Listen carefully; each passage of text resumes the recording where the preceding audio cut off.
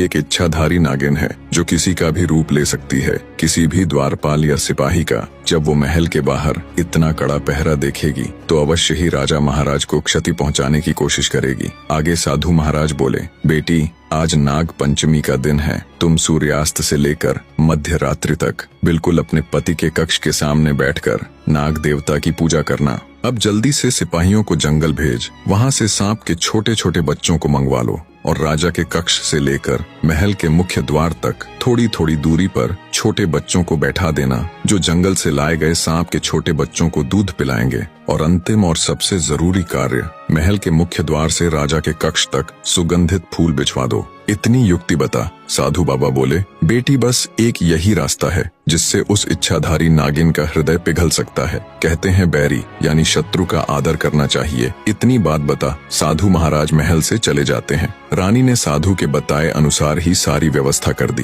राजा के सुरक्षा में तैनात सभी सैनिकों को हटा दिया। महल के चारों ओर से भी सिपाहियों का पहरा हटवा दिया। राजा कक्ष से लेकर महल के मुख्य द्वार तक ताजे सुगंधित फूल बिछवा दिए और खुद राजा के कक्ष के द्वार पर बैठकर नाग देवता की पूजा करने लगी। जब रात्रि का पहला पहर शुरू हुआ तो वो इच्छाधारी नागिन राजा से अपने पति की हत्या का बदला लेने के लिए आई। नागिन राजा को दस कर उसे मारने के लिए जब राजमहल के मुख्य द्वार से अंदर जाती है तो वो दंग रह जाती है। उसने देखा महल के मुख्य द्वार से महल के अंदर तक अत्यंत खूबसूरत और नाना प्रकार के सुगंधित फूल रास्ते में बिछाए गए हैं। फूलों के स्पर्श और उनकी महक से नागिन मंत्रमुग्ध होती